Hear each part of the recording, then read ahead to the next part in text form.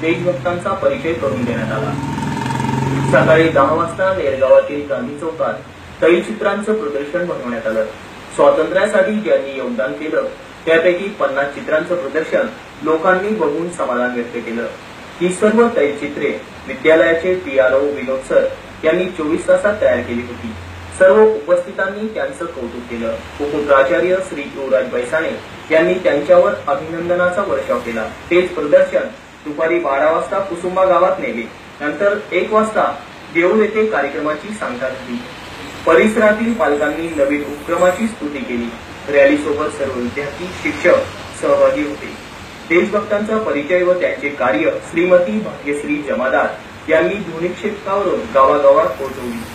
धुळे आणि नंदुरबार जिल्ह्यातून हा यशवंत इंग्लिश मीडियम नेरचा कार्यक्रम एकमेव प्रोत्साहन देणारा होता असा सूर जनतेने काढला।